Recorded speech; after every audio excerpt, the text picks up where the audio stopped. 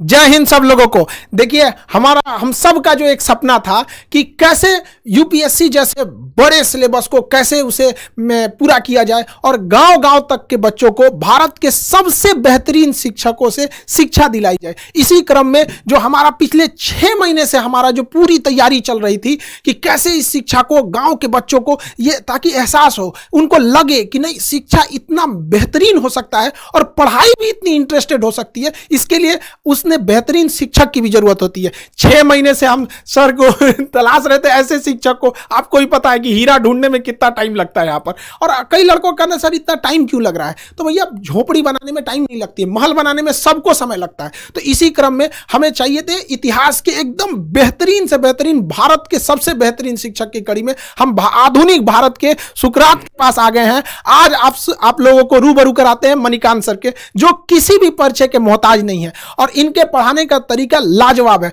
पढ़ने के बाद लड़कों को फील होने लगता है कि नहीं, अब तो हमारा सिलेक्शन पक्का होने वाला है। तो भारत के सबसे बेहतरीन शिक्षक से पढ़ने का आपको मौका मिल रहा है और हम खुद गौरवान्वित महसूस कर रहे हैं कि आधुनिक भारत के सुकरात के साथ आज हमें यहां मौका मिल रहा है। आप लोगों को भी यह मौका मिलेगा और आप लोग समझेंगे कि कैसे भारत का अब निर्माण होगा। क्योंकि जो विशाल अखंड भारत की जो परिकल्पना थी, वो जैसे हमारा उस समय अखंड भारत चाणक्य जैसे विद्वानों से बना था, उसी तरह अब हमें आगे बढ़ना पड़ेगा हम सब लोग को। उस समय एक चंद्रगुप्त मौर्य ने देश को जोड़ा था, लेकिन आज हजारों चंद्रगुप्त मौर्य की जरूरत पड़ेगी। और इसी सिलसिले में इतिहास पढ़ाने के साथ साथ इतिहास रचने वाले मणिकांत सर से आप रूबरू हुइए और समझिए कि कैसे कैसे आगे चीजें चलेंगी। Sir, thank you very much Khan साहब। पहली बात तो मैं खान साहब को बहुत बहुत इस बात के लिए धन्यवाद और ज्ञापित करना चाहूँगा कि इन्होंने इतना बड़ा मिशन शुरू किया है। और मैं अपने स्टूडेंट्स को इस बात का भी जवाब देना चाहूँगा, क्योंकि काफ़ी क्यूरियोसिटी उनको होगी। कई बच्चे साइट पर भी लिखते हैं कि सर बहुत खुशी हुई कि आप इस मिशन से जुड़े हुए, जैसे खान साहब ने आपको अखंड भारत कहा।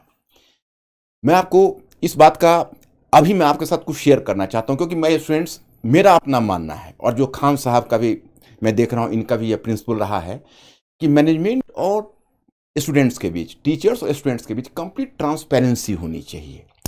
तो मैं पहले आपको बताऊं कि मैंने क्यों खान साहब के इस मिशन में शामिल होना स्वीकार किया। इन्होंने पहली बात जब कही तो मुझे काफ़ी इम्प्रेसिव लगा। इन्होंने कहा कि देखिए, ये कोर्स नहीं है, ये मिशन है। ऐसा मिशन जिसको हम पूरे भारतवर्ष में फैलाना चाहते हैं। और ये पिछले 20 ईयर से मैं सोच रहा था। अब देखिए, इन्होंने एक बात कही तो मेरे रोंगटे खड़े हो गए, क्योंकि मैंने आज तक कभी इस पर सोचा भी नहीं था। मैं पिछले 30 वर्षों से इस फील्ड में हूँ। इतनी कम उम्र में ये आइडिया इनके दिमाग में कैसे आया? इन्होंने कहा कि अभी लगभग 5 लाख बच्चे यूपीएससी में अपियर होते हैं और हम उसके नंबर्स को 20 लाख अगर कर दें तो क्वालिटी ऑफ स्टूडेंट्स बदल जाएगा, कंपोजिशन ऑफ स्टूडेंट्स बदल जाएगा और रूरल अर्बन का डिवाइड भी समाप्त हो जाएगा जो यूपीएससी में बना हुआ। ये मुझे बहुत अपीलिंग लगी। मुझे लगा कि भाई, इनमें इतना जज्बा है। 5 लाख से 20 लाख, 15 लाख का एडिशंस।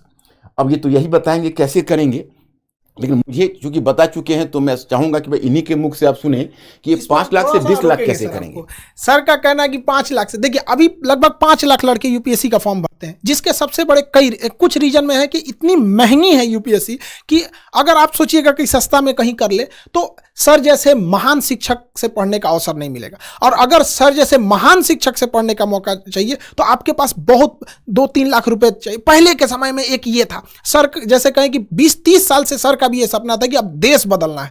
तो इसी सिलसिले में अभी क्या है कि गांव के लड़कों को इतनी कम फीस में भारत के सबसे बेहतरीन शिक्षक से पढ़ने का जब मौका मिलेगा, मणिकांत सर जैसे शिक्षक से पढ़ने का मौका मिलेगा, तो नए नए लड़के जुड़ेंगे। और जो अभी 5 लाख लड़के फॉर्म भरते हैं, अब आने वाले समय में 20 लाख लड़के फॉर्म भरेंगे। तो जो पहले क्या था कि डीएम, एसपी, बड़े बड़े अधिकारियों का सिलेक्शन इन्हीं 5 लाख में होता था और ये जाके भारत के 140 करोड़ लोगों को कंट्रोल करते थे। अब क्या है, इसका दायरा बढ़ाना है ताकि ज्यादा से ज्यादा बेहतरीन लड़कों का सिलेक्शन हो सके। गरीब लड़का जो गांव में है, उसके पास पैसे नहीं है, तो इसका कोई अपराध नहीं है कि वो सर जैसे महान शिक्षक से न पढ़ सके। अब हम सारे लोग इसमें आगे बढ़ेंगे और ज्यादा से ज्यादा लोगों को यहां पे जोड़ा जाएगा ताकि देश निर्माण में आगे बढ़ाया जा सके। Sir, thank you very much Khan साहब। इतनी बड़ी बात और मेरे ऊपर बहुत बड़ी रिस्पॉन्सिबिलिटी गिरी। मैं एक चाहूँगा कि एक बहुत ही कर्मठ सिपाही की तरह इस मिशन को जरूर आगे बढ़ाऊं, क्योंकि ये मैं पिछले 20 ईयर से, जैसा इन्होंने कहा, 20 ईयर से मैं सोच रहा था। दूसरी बात कि मैंने, खान साहब एक अखंड भारत शब्द का बहुत ज़्यादा प्रयोग करते हैं, मेरे सामने भी किया। तो मैंने खान साहब से क्वेश्चन किया कि व्हाट डू मीन बाय अखंड भारत, आपको अखंड भारत से मतलब क्या है। तो खान साहब ने कहा कि देखिए इसके तो कई मतलब वैसे मैं निकालता हूं, लेकिन एक जो मेरा बड़ा मतलब है वो ये है कि जैसे वल्लभ भाई पटेल ने पूरे भारतवर्ष का एकीकरण किया था जब उन्होंने स्वतंत्रता के बाद उसका एक तरह से आप कहिए तो प्रिंसली स्टेट्स का जो देसी रियासत थे उनका विलय किया। लेकिन इंडिया एजुकेशनली बहुत डिवाइडेड रहा, बहुत डिवाइडेड रहा, और 16% साक्षरता मात्र 75% तक पहुंच गई। ये तो साक्षरता का हाल है, और शिक्षा का तो हाल मत पूछिए। इनका कहना है कि हम डिजिटल इस रेवोल्यूशन से हम पूरे इंडिया की एजुकेशन के इस फासला को तय करेंगे। भाई ये तो बहुत बड़ी बात है, इतनी कम उम्र में इतनी बड़ी बात इन्होंने सोची है। मतलब मैं तो चकित रह गया, और मैं सोचा कि भाई इस बस को मिस नहीं किया करना चाहिए, इसको जरूर आगे बढ़ाना चाहिए। और इतने बड़े मिशन में मैं और लोगों को भी कहूँगा, मैं सारे शिक्षक समुदाय से अपील करूँगा कि इस मिशन में आए। ये बहुत बड़ा मिशन होगा और इससे सेटिस्फैक्शन मिलेगा, हर आदमी को जीवन में एक मीनिंग मिलेगी। तो और दूसरा तो ये दो इनका मुद्दा रहा, और इसी वजह से मैं इस प्लेटफॉर्म पर हूँ। तो मुझे लगता है कि मेरे स्टूडेंट्स लोग अभी मेरे इस क्वेश्चन का मतलब there question has already been answered. चलिए, आप लोगों ने तो सुना होगा भाई, अभी मैं जुड़ा हूँ और मेरे कुछ बंधुवर और भी अच्छे शिक्षक जुड़े हैं। मेरा विश्वास है, और जब मैं इनकी आंखों में देखता हूं तो मेरा विश्वास और भी बढ़ जाता है, क्योंकि मैंने इतना ऑप्टिमिस्टिक इंसान अपने लाइफ में बहुत कम देखा है। ये पूरे भारतवर्ष के संदर्भ में बोलते हैं, यही अपने आप में आज तक मैं कभी ये शब्द के लिए हिम्मत नहीं जुटा पाया था, लेकिन आप इनके साथ मिशन से जुड़कर मैं भी अब हिम्मत जुटा पा रहा हूँ। सर, आप लोगों की बहुत जरूरत है देश को। देश को बहुत ज्यादा जरूरत है, समाज की अंतिम पीढ़ियों को। और हम इतना विश्वास दिलाते हैं कि आप लोगों को ना एक इतिहास पढ़ने के साथ साथ इतिहास रचने का मौका मिलेगा। और सर, यही बच्चे निकलेंगे और बदलेंगे। कि कभी कहा जाता है कि हिंदी मीडियम के लड़कों का रिजल्ट नहीं हो रहा है, ये बड़ा चीज है। अरे हिंदी मीडियम के लड़कों को आपने मौका कहां दिया? वहां पर गरीब बच्चा जो गांव के सड़कों पे घूम रहा है, तो ऐसा थोड़ी है कि उसके पास योग्यता नहीं है। अरे उसके पास पैसे नहीं है, अब कोई बाधा नहीं आएगी। सर, लड़कों का तो कई लड़कों का कहना है कि सर आ गया, अब हम तो कोई किला उखाड़ देंगे। देखिए, खान साहब ने दो बातों को मैं कहना चाहूँगा। खान साहब का एक मुझे प्लान बहुत अच्छा लगा, जैसे एक हिंदी मीडियम तो रहेगा, लेकिन मैंने एक देखा खान साहब कि हिंदी मीडियम में जो बच्चे होते हैं उनके मन में कहीं ना कहीं अंग्रेजी के लिए एक ऐंठन होती है। और आप ग्रामीण क्षेत्रों में ऐसा देखेंगे कि इंग्लिश लोग लिख लेते हैं लेकिन इंग्लिश बोल नहीं पाते हैं। आप गौर करके देखेंगे, इंग्लिश समझ लेते हैं लेकिन इंग्लिश में अगर उनको एक्सप्रेस करने के लिए कहा जाता है तो दिक्कत होती है। तो वैसे लोग जो इंग्लिश लिख सकते हैं, आज की तारीख में जब इंटरव्यू में भी उनके पास चॉइस है कि हिंदी इंग्लिश किसी में डिलीवर कर सकते हैं, और अगर वो इंग्लिश लिखने की स्थिति में है तो उनको शिक्षा देने के लिए आपने जो इंग्लिश वाला आइडिया दिया है ये बहुत अच्छा। इन्होंने 3 स्टेज में लाया है, एक कहा है हिंदी मीडियम, दूसरा इंग्लिश, और तीसरा इंग्लिश, प्योर इंग्लिश, ताकि वैसे बच्चे जो प्योर इंग्लिश वाले हैं साउथ इंडिया, क्योंकि जब अखंड भारत को करना है तो अगर आप केवल हिंदी में रहेंगे तो खंडित भारत हो जाएगा। तो उसको अखंड भारत करने के लिए आपको गैर हिंदी प्रदेश में भी जाना पड़ेगा। तो ये भी एक लॉन्ग टर्म प्लान है। और इस संदर्भ में अब आप कुछ कहना चाहेंगे? तो सर, एक चीज हम जरूर पूछना चाहेंगे सर, कि ये आपके जो पढ़ाने का एक नया यूनिक मेथड जो है, इतिहास को इतिहास तक सीमित न रख के उसे वर्तमान परिदृश्य से जोड़ना, उसे भौगोलिक दृष्टि से जोड़ना, अंतर्राष्ट्रीय संबंधों में ऐतिहासिक घटनाओं का क्या असर पड़ा उस सब चीज़ों को जोड़ना। जैसे एक छोटा सा एग्जाम्पल के तौर पर, चाइना जो है जापान के प्रति इतना ज़्यादा एग्रेसिव क्यों है? लोगों को तो दिख रहा है, सबको दिख रहा है कि चाइना जापान के प्रति स्पेशली बहुत एग्रेसिव है, लेकिन वो इतिहास की उस घटना को नहीं देख रहे हैं कि जापान द्वारा मंचूरिया पर क्या हुआ था। तो ये जो चीजें आप जोड़ते हैं ना, ये लड़कों के लिए बहुत बेहतरीन साबित होगा। सर, इसके लिए थोड़ा सा बताइए कि लड़कों में ये भी क्यूरियोसिटी रहती है कि सर हमसे तो कह रहे थे कि आप पहले क्यों नहीं लाए, जो लड़के थे कि सर हमको भी ये मौका मिला रहा था। तो सर ये जरूर बताइए वो यूनिक तरीका से। अब माय स्टूडेंट्स, अब इसमें मैं जो खान साहब ने जो क्वेश्चन किया है उसमें मैं एक चीज़ इसमें और भी जोड़ना चाहूँगा, फिर मैं इसका भी रिप्लाई कर रहा हूँ। मैंने खान साहब से पहला क्वेश्चन किया था, इन्होंने जब अपनी फ़ी को 7500 रखी, मैंने कहा कि खान साहब कहीं आपका ध्यान क्वांटिटी पर ही तो नहीं है, क्वालिटी, कहीं ऐसा तो नहीं कि क्वालिटी के साथ कोई कॉम्प्रोमाइज़ होगा?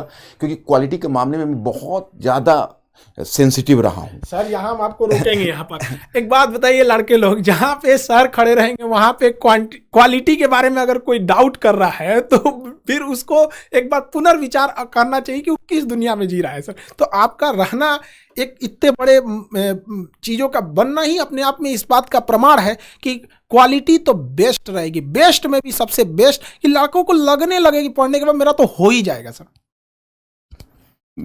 यही इनका जो ये उत्तर था मेरे बहुत सेटिस्फैक्ट्री लगा। इन्होंने उस वक्त इन्होंने हमसे एक सवाल किया, कहा कि अच्छा ये बताइए सर, आपका जो method of teaching of history है वो यूनिक कैसे है? तो मैंने इनको जवाब दिया कि देखिए, मैंने इसमें कोई यूनिक, लोग इसलिए मानते हैं कि एनसीईआरटी पुस्तक के इंस्ट्रक्शन को नहीं समझ पा रहे हैं। एनसीईआरटी पुस्तक में जो क्लास 6 से लेकर 12 तक आप जाएंगे, एक प्रीफेस का पेज होता है, उसमें एक स्पष्ट क्लियर कट एक इंस्ट्रक्शन है। उसमें यह है कि पहला कि देखिए, आप मतलब you have to discourage the rote learning among students and try to activate their pattern of thinking. मतलब स्टूडेंट्स में आप सोचने की प्रवृत्ति को विकसित करिए और रटने की प्रवृत्ति को हतोत्साहित करिए। वो तब संभव है कि जैसा कि अभी खान साहब ने कहा कि जापान और अगर चाइना का वर्तमान कन्फ्लिक्ट है तो उसको हम अतीत में ले जाएं, अतीत को वर्तमान में लाएं, तो बच्चों में स्वयं एक्टिवेट हो जाता है सोचने की प्रवृत्ति। दूसरी बात क्या है कि आपके एनसीईआरटी में लिखा हुआ है कि विभिन्न विषयों के बीच के दीवारों को तोड़कर एक अंतर अनुशासनात्मक दृष्टिकोण विकसित करिए। वही मैं करता हूं। अब हिस्ट्री है तो हिस्ट्री को इंटरनेशनल रिलेशन से, इंटरनेशनल इकोनॉमी से, अब तो जो हमारी टीम है, अब हमारी जो टीम है अपने और बंधुवर हैं, हम लोग साथ बैठेंगे, हम तो काफ़ी एक्साइटेड हो रहे हैं कि हम इस पैटर्न को ही चाहते हैं चेंज करना। अभी यूपीएससी में खान साहब क्या हो रहा है कि अलग अलग बच्चे अलग अलग पढ़ते हैं विषय। नौबत ये है कि बच्चों की स्थिति उस तबले की तरह हो रही है जिसको अलग अलग लोग धुन बजा के चले जाते हैं। हम चाहेंगे वो सिंक्रोनाइज करे सारे ट्यून, और वो तभी होंगे एक टीम वर्क की तरह। जैसे आप वॉलीबॉल टीम देखते हैं, फुटबॉल टीम देखते हैं कि एक पास दे रहा है, दूसरा गोल कर रहा है, so that should be A complete team.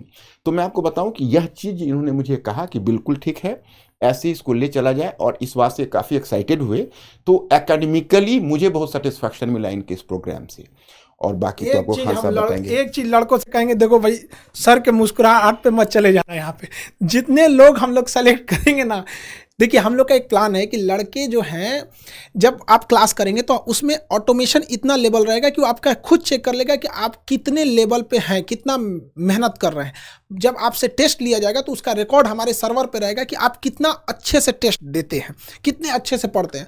और हम लोगों की जो सिलेक्शन टीम है अगर सेलेक्ट कर लेगी कि नहीं, अब आपको व्यक्तिगत रूप से अगर और मेहनत कर दिया जाए तो आपका सिलेक्शन पक्का होगा। तो आपको गाँव से हम लोग की पूरी संस्था, ऑर्गेनाइजेशन आपको वहाँ पे यहाँ दिल्ली लाएगी, और उन लड़कों को स्पेशली पढ़ाया जाएगा। और जिन लड़के सर के आएंगे ना ये सर के अंडर में, तो सर अभी भले मुस्कुरा के आपको बता रहे हैं, लेकिन जब पढ़ाने के टाइम पे उतरते हैं ना सर, तो लड़कों को इस तरह से, जिस तरह गन्ना का रस कैसे निचोड़ लिया जाता है वैसे निचोड़ लिया जाता है। हमसे कह रहे थे कि खान साहब लड़कों को बस खाने के लिए और सोने के लिए छूट देना है, अब बाकी यहीं ले आके पढ़ना है, तब जाके भारत बदलेगा। तो याद रखिए वो कमर कस लीजिएगा, ऐसे मेहनत करने वाले हैं। यहाँ सर बहुत आराम से कर रहे हैं, लेकिन जब सर पढ़ाने उतरते हैं ना, पूरी टीम हिल जाती है यहाँ पे। इसलिए आप लोग का क्या हाल होगा, इसलिए आप रेडी रहिएगा। और ये ज़रूरी भी है। अब मजाक, यूपीएससी मजाक की चीज़ नहीं है यहाँ पर। हम लोगों का जो सपना है इतना बड़ा, इतने भारत के सबसे बड़े बड़े शिक्षक जो भी भारत में हैं, जैसे सर ने कहा कि और भी हमारे साथ जुड़ते रहेंगे लोग, सब लोग, तो आप लोगों को इसमें कोई दिक्कत नहीं आएगी। बाकी सर तो हैं आप लोग के लिए, आपको अतीत में लेके जाके आपको इतिहास पढ़ाएंगे। डियर स्टूडेंट्स, मैं आप फिर एक बार अपील करना चाहूँगा, आप लोग डरना मत बिल्कुल। खान साहब ने थोड़ा सा ज़्यादा कर दिया। एक्चुअली है ऐसा कि थोड़ा डिसिप्लिन तो आवश्यक है। दूसरी बात है कि आप हमारे एजुकेशन सिस्टम तो आप देख ही रहे हो, आप लोग उसके प्रोडक्ट हो, और यूपीएससी में बड़ा लंबा गैप है, तो मेहनत तो करनी पड़ेगी। मेहनत में हम इतना ख्याल जरूर रखेंगे, पहले आपको विषय में इंटरेस्ट हो। सारे विषयों में हमारी पूरी टीम इस बात का ख्याल रखेगी कि पूरे विषय में इंटरेस्ट हो, और विषय में एक बार इंटरेस्ट जग जाए तो फिर हम आपको मेहनत कराएंगे, तो वो मेहनत आपको प्रेशर नहीं लगेगा। You will enjoy the classes. I am confident about the fact. तो आप बस इस बात का तैयारी रखिए। और दूसरी बात यह है कि अभी बहुत सारे प्रोग्राम हमारे पास है, मतलब बहुत सारी योजना है। इनके साथ हमने बैठ के खान साहब से बहुत चीज़ें डिस्कस की हुई है, अभी इम्प्लीमेंटेशन के प्रोसेस में है। मैं इनका जब गया हेडक्वार्टर जहाँ पर इन्होंने बनाया हुआ है, तो इतना बढ़िया इंफ्रास्ट्रक्चर इन्होंने बनाया हुआ है, और इतनी बड़ी तैयारी देखकर मैं दंग रह गया। मैं अचानक से कोई ये निर्णय नहीं लिया, मैंने इनकी तैयारी बहुत है, लेकिन वो 2-10 मिनट में समझाना मुश्किल है। एक बार इसको अनफोल्ड होने दीजिए, फिर धीरे धीरे मैं अपना प्रोग्राम आपको बताता रहूँगा कि कैसे कैसे हम ये करेंगे। जब इंडिया को ही बदलने की बात है तो मैसिव स्केल पर तो काम करना ही पड़ेगा। बाकी खान साहब। सर आपका हम बहुत दिल से आभारी हैं।